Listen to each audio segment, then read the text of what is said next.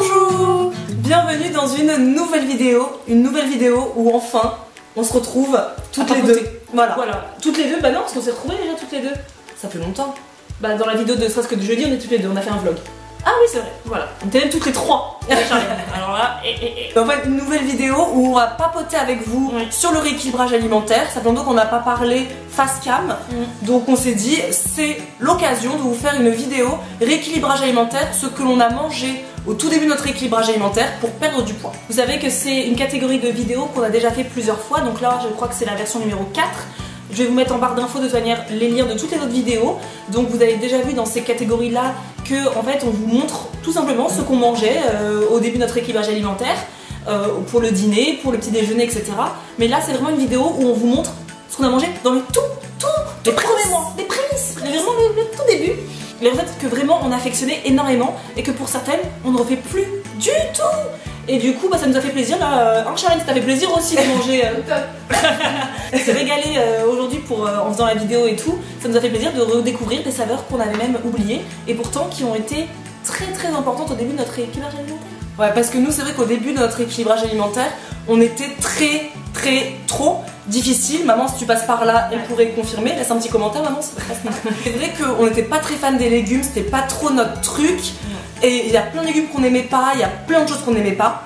Et au début de notre équilibrage alimentaire, on était perdus. On savait pas trop comment intégrer des légumes et perdre du poids. C'est ça. Donc là, ce qu'on va vous proposer, eh bien c'est tout simple. On va vous proposer un petit déjeuner, un déjeuner, un dîner et un dessert. Évidemment, c'est pas forcément ce qu'on mangeait dans une journée type, mais c'est ce qu'on mangeait en général. Moi, tous les matins, je vous prenais ce petit déjeuner que je vais vous montrer. Tous les matins, pendant, je dirais bien, au moins 6 mois. Tous les matins. Alors avant de commencer la vidéo, eh bien n'hésitez pas tout d'abord à vous abonner. Ne laissez pas de pouce pour l'instant parce que ça se trouve vous n'avez pas du tout aimé cette vidéo. Mais si vous pensez vraiment que vous allez aimer cette vidéo, mettez un pouce tout de suite. C'est ça. Et d'ailleurs, merci parce que nous avons atteint les 30 000 abonnés. Oui. On l'a pas dit. On l'a pas dit. Bah merci. Voilà. On n'est pas des ingrates. On n'est pas des ingrates. Donc merci beaucoup. Merci pour l'accueil très chaleureux que vous nous avez offert lors de l'ouverture de cette chaîne. Merci pour tous vos messages remplis d'amour, de bienveillance, ça me fait très plaisir et pourvu que ça continue comme ça. Allez, c'est parti pour le petit déjeuner. Qu'est-ce que moi je mangeais, qu'est-ce qu'Isadora tu mangeais? Alors moi, au début de mon rééquilibrage alimentaire qui date d'il y a bientôt 4 ans, je mangeais tous les matins, ou je buvais, on peut dire, un green smoothie. Alors aujourd'hui ça paraît peut-être classique de le dire, mais il y a 4 ans je vous assure que c'était quelque chose qui était peu commun en France. Moi je regardais ça sur les vidéos des américaines et je me disais c'est étrange, des épinards, et j'étais pas du tout légume en plus à l'époque, enfin je faisais tout ça, tout ce micmac. Donc j'ai fait comme les nanas aux États-Unis que je suivais, j'ai tout simplement fait mon petit green smoothie avec des épinards et je peux vous assurer que c'est super bon. Tu sens pas le goût des épinards. Et ça me permettait moi le matin de me dire déjà j'ai mes légumes, dès le matin j'ai déjà mangé des légumes, c'est ça. Et ça c'est trop bien parce que c'est rempli de fibres et donc pour le transit et donc pour l'élimination et donc et blablabla, perte de poids et voilà. C'est quoi le titre de la vidéo, vous vous en souvenez? En plus c'est vrai que vous êtes très nombreuses à nous demander mais si je mets des épinards, moi j'aime pas les épinards, ça va pas être bon. Vraiment ôtez-vous cette idée de la tête parce que ça n'a pas de goût dans le smoothie. Alors moi le smoothie que je faisais tout le temps c'était banane, je mettais une banane bien mûre en général avec des taches sur la peau, c'est là où elles sont les plus sucrées donc pas besoin de rajouter de sucre dans le smoothie. Je mettais des fruits surgelés donc moi c'était mangue ou ananas, j'adore les fruits exotiques, c'était mes préférés donc je mettais ça. Une belle poignée d'épinards et ensuite j'ajoutais le liquide de mon choix donc en général c'était un mélange d'eau et de lait végétal. Voilà, je mettais ça dans mon blender parce qu'au début de mon rééquilibrage alimentaire, le truc dans lequel j'ai investi tout de suite, ça a été un blender. C'est indispensable. C'est indispensable pour moi et du coup, je prenais ça et moi, ma petite astuce, c'était que comme j'étais un peu tout le temps à la bourre, je prenais ça dans un gobelet que j'emmenais directement dans ma voiture, direction le travail et je buvais ça au feu rouge. Voilà, tranquillement. Et j'adore les green smoothies, ça fait des mois et des mois et des mois, pour pas dire bien, je pense peut-être un an et demi que j'en ai pas mangé. Et là ça m'a fait plaisir d'en regoûter. Et même Charlène, on lui a fait tester parce qu'elle avait jamais mangé ça. Et elle a validé. Ouais. Alors moi j'ai fait comme Marisa au début de mon rééquilibrage alimentaire, je buvais beaucoup de green smoothie. Mais plus j'ai commencé à être sur Instagram et plus j'ai voulu des petits déjeuners instagrammables. Donc j'ai commencé à prendre des smoothie bowls.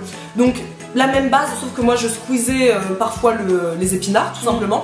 Mais en fait moi j'aimais bien le concept d'avoir dans mon bol mon smoothie avec plein de toppings. Vous le savez, je pense, les toppings c'est la life, c'est ma vie. Donc les toppings c'est quoi? C'est tout ce qu'on ajoute sur les porridge, sur les smoothie bowls.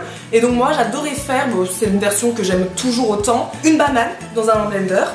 Des fruits rouges, donc là vous verrez des fraises, mais après ça allait aussi avec des framboises, ça va avec, avec tout ce que vous voulez. Ensuite bah, j'ajoute un liquide tout simplement, donc de l'eau et du lait végétal aussi, j'aime bien faire pareil moitié-moitié. Je mets un petit peu moins de liquide que dans le premier smoothie, parce qu'il ne faut pas que ce soit trop liquide, il faut que ce soit un petit peu onctueux, qu'on puisse le prendre avec une cuillère. Et ensuite je le verse dans un bol. Et je mets ce que j'aime dessus, donc généralement c'est du granola maison, vous avez une recette déjà sur cette chaîne YouTube, on vous le mettra en barre d'infos. Des petits morceaux de gâteau que je fais maison, donc des restes de gâteau, tu sais que tu mets au congélateur et que tu oublies, bah tu les ressors, tu les poses sur ton smoothie bowl avec un petit peu de noix de coco, tu peux mettre des amandes effilées, tu peux mettre libre cours à ton imagination. J'aime bien parce que ça fait de la mâche en fait, ça fait, tu bois mais en même temps tu mâches et c'est... Et c'est vrai que je l'ai pas dit, mais le smoothie, moi je suis pas quelqu'un qui arrive à prendre juste une boisson au petit déjeuner. Je l'accompagnais en général de quelques pancakes que j'avais fait quelques jours avant, ou d'une part de gâteau, toujours maison aussi. Mais c'est vrai que c'était assez rare que je boive un smoothie et que ça me tienne au corps jusqu'à midi. Donc je rajoutais toujours un petit truc à côté. Mais toujours un truc fait maison, jamais un truc industriel. Voilà. Ensuite pour le déjeuner, donc là c'est un déjeuner qu'on a beaucoup fait aussi. Beaucoup plus Marisa, mais moi aussi j'ai toujours fait des wraps. Et les wraps minceurs, c'est quand même une sacrée tuerie. C'est minceur fraîcheur. C'est ça. Le wrap, c'est vraiment le truc que je faisais tellement rapidement parce que j'avais pas accès à faire de passer mon temps dans la cuisine. J'aime beaucoup cuisiner, j'ai toujours aimé cuisiner, mais il faut toujours que ce soit, vous savez, rapide, efficace. Je suis pas là pour faire c'est pas cher. C'est le wrap que je préfère, c'est le wrap. Attends, je sais plus ce que je disais maintenant. Je disais quoi? Donc le wrap, moi j'avoue que je le mangeais avec plein de légumes hors saison et saison. Moi j'ai tout le temps des concombres, des tomates, que ce soit en plein mois de décembre ou en plein mois de février. Parce que je connaissais pas encore qu'il y avait des saisons pour les aliments, je n'étais pas au courant. Mais bon, voilà. Là on l'a appris tard. Oui, on l'a appris très tard. Donc là pour un wrap hivernal, je vais dire, je vais mettre... je prends un wrap tout simplement. Alors ceux d'Aldi d'ailleurs, faut le dire, ont une très bonne composition. Oui. Ça a été vérifié par l'application Yuka. Je l'ai yucaisé comme j'aime dire, et très bonne composition par rapport au lait de passo et tout ça. Voilà. Sur le wrap en fait j'ai ajouté une sauce que je faisais en fait très rapidement. C'est une sauce blanche à base de yaourt de soja. Et je prenais une ou deux cuillères à soupe de yaourt de soja. Je rajoutais dans mon mélange un peu de sel, du curry, du poivre, je touillais, j'étalais ça sur mon wrap tout simplement. Je rajoutais quelques feuilles de salade et donc je rajoute de la carotte et c'est Isadora qui m'a appris cette petite astuce. Plutôt que râper la carotte parce que je suis une grosse flemmarde et ça me saoule de devoir le faire, et bien elle prenait tout simplement son économe et elle faisait des belles lamelles comme ça. Et moi c'est un truc que je fais depuis tout le temps parce que j'ai toujours la flemme de râper une carotte en fait. Rajouter du thon, des oignons rouges, parfois même des olives, enfin après vous faites comme vous voulez. Et je refermais le tout, je mélangeais ça avec une petite salade et aussi parfois je rajoutais, donc faut le dire, quelques petites chips. Oui parce que même si on était en équilibrage alimentaire, j'ai toujours été gourmande quand même. On a toujours aimé les chips. Les chips depuis petites. Voilà. Mais j'essaie de trouver quand même une alternative plus saine que les chips Lay's. Mais bon. Donc pareil, moi je faisais le même style que Marisa. Avec du saumon aussi que j'aime beaucoup. Bon, à l'époque on mangeait beaucoup tout ce qui est jambon de poulet, des trucs qu'on ne mange plus du tout maintenant, mais ça sera l'objet d'une autre vidéo, une prochaine vidéo. Mais voilà, je mangeais beaucoup ce type de wrap parce que c'était très rapide en effet, ça. très bon. Et l'été c'est très frais, mais l'hiver ça marche aussi, il faut juste choisir des légumes de saison. Ne faites pas comme nous à mettre des tomates cerises en mode janvier. Non, on ne fait pas ça ne se fait pas. Dans un rééquilibrage, en plus on dit souvent qu'il faut aussi privilégier de manger cru, il faut pas toujours manger des légumes cuits, donc c'est bien, ça permet de varier. Il faut pas toujours manger cru parce que moi, même si les personnes crudivores vont venir me dire il faut manger toujours cru, moi je dis non. Donc ni trop toujours cuit, ni trop toujours cru. Voilà. Selon le rééquilibrage alimentaire, c'est variété le plus possible. Ensuite, pour le dîner, pareil, là c'est aussi une recette que Marisa faisait beaucoup, que moi je faisais mais avec du riz. Mais là on vous montre la version que Marisa faisait avec des nouilles de riz. Voilà. Donc pour le dîner, qu'est-ce que tu nous proposes Marisa? Qu'est-ce que tu nous as concocté? Eh bien pour le dîner, je vous ai concocté une petite poêlée de... Donc pour le dîner, en fait, j'aimais beaucoup les nouilles de riz avec accompagnées d'un chili végétarien. Alors pourquoi les nouilles de riz? Tout simplement parce que ça permettait de varier, comme on l'a dit il y a 2 secondes. La variété c'est la clé, donc histoire de pas manger que des pâtes, que du riz ou que des pommes de terre, je prenais du riz mais sous forme de pâte. Voilà, pour éviter aussi de manger toujours que du blé parce que nous on mangeait beaucoup de pâtes, donc on mangeait midi et soir beaucoup de blé. Donc voilà, c'est histoire de varier aussi, il faut varier un peu ses céréales, etc. Et les nouilles, ce que j'aime bien avec les nouilles de riz, c'est que c'est tellement facile à cuire puisque t'as juste à les plonger dans de l'eau bouillante et c'est bon, c'est cuit. Ouais. Donc hashtag flemme, vous l'avez déjà dit, non? Est-ce que vous avez compris là? Du coup c'est tellement simple, le chili végétarien c'est la base, c'est vraiment délicieux et nous ça nous a permis de découvrir les haricots rouges parce qu'on détestait toutes les légumineuses, pois chiches, haricots rouges, haricots blancs, lentilles, je n'aimais rien. Non, on détestait ça. Ouais. Et c'est vrai que c'est grâce à Juliana Finesse Bien-être qui avait fait une vidéo il y a très longtemps sur le chili végétarien et en fait c'est le même style qu'elle, hein. C'est très simple, dans une casserole vous mettez un oignon, un petit peu de sauce tomate concassée, vous savez on l'utilise tout le temps, vous mettez les épices de votre choix, donc moi c'est beaucoup sel, poivre, paprika fumé que je n'utilisais pas avant mais maintenant je vous conseille si vous débutez un rééquilibrage alimentaire, vous pouvez commencer directement avec le paprika fumé. Un peu d'ail, voilà. Vous laissez un petit peu revenir, je sais pas, 5 minutes. Vous ajoutez vos haricots rouges. Vous laissez revenir encore, on va dire 15-20 minutes. Max, vraiment max. Et puis ensuite, c'est prêt.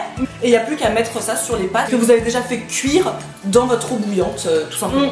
Je vous mettrai le lien de la vidéo de Juliana Finesse Bien-être en barre d'infos. Ça a été, cette vidéo m'a été une révélation pour moi parce que je me suis dit, en fait, c'est super bon l'haricot rouge. Et le dessert qu'on mangeait tout le temps, et ça c'est valable pour Marisa et c'est valable pour moi, que je mangeais moi pour le coup le midi et le soir, c'est vrai, c'est la compote de pommes.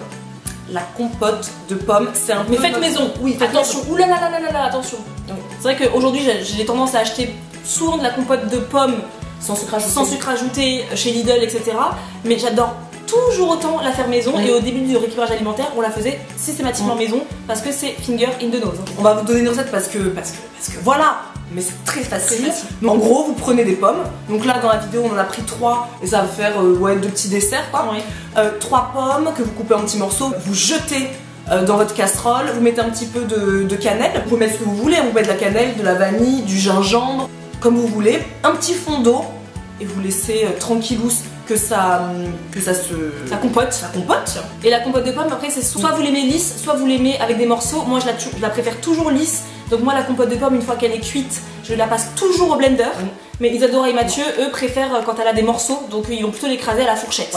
Et après nous ce que j'adore faire, le fameux dessert compote parsemé de granola. Ah ouais, ça moi aussi j'en ai mangé et j'en ai remangé. Compote, granola, c'est le côté croquant et dessert et j'ai l'impression de manger une petite tarte aux pommes et ça me faisait du bien et c'est le petit plaisir du soir qui nous faisait pas culpabiliser parce que ça reste de la compote de pommes sans sucre ajouté avec un peu de granola. Donc voilà, vous voyez à peu près ce qu'on aimait manger au tout début de notre rééquilibrage alimentaire. Je crois que finalement j'ai l'impression qu'on a fait un peu le tour des recettes. Je crois que c'est le rééquilibrage alimentaire number 4, je crois que ça risque d'être le dernier. Parce que c'est vrai qu'à un moment donné, on a fait le tour au début ce qu'on mangeait parce que maintenant ça fait quand même 4 ans qu'on est dans ce rééquilibrage. Moi 3. J'ai l'impression que cette dernière année on vous a montré quand même pas mal de recettes déjà.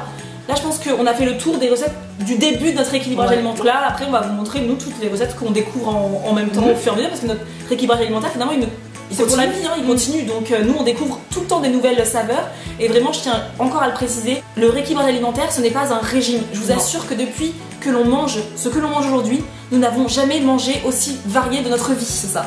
Alors qu'avant on n'était pas du tout en régime, mais on mangeait tout le temps les mêmes conneries quoi, tout le temps les mêmes choses, il n'y avait jamais aucune variété dans notre alimentation. Je crois pas qu'il y ait des jours où je mange tout le temps la même chose, des semaines où je mange la même chose, non. C'est hyper varié et ça c'est chouette. Donc rééquilibrage alimentaire ce n'est pas un régime. Non, on espère que cette vidéo vous plaira, peut-être la dernière du hashtag rééquilibrage alimentaire, mais ce n'est pas la dernière vidéo de cette chaîne, hein. Non, on a encore tellement de recettes à partager avec vous. Mais il y aura peut-être une autre série, c'est sympa les séries, je pense que vous aimez bien les séries. Dites-nous d'ailleurs en commentaire si vous avez une série que vous voudriez voir sur cette chaîne, pourquoi pas, hein, on est toujours à l'écoute de vos demandes. Et en plus on compte ouvrir une FAQ, donc une foire aux questions pour les personnes qui ne savent pas ce que c'est une FAQ, sur le thème alimentation et fitness, sport. Donc n'hésitez pas à nous dire en commentaire, à nous poser toutes vos questions que vous souhaitez sur ce thème-là et on vous y répondra dans une prochaine vidéo. Donc on vous dit à bientôt et là maintenant si t'as vu la fin de la vidéo tu peux mettre un pouce bleu, hein, on n'aime pas ça, ça c'est moche, ça c'est bien. Très bon dimanche à vous et on se dit à la semaine prochaine, à plus.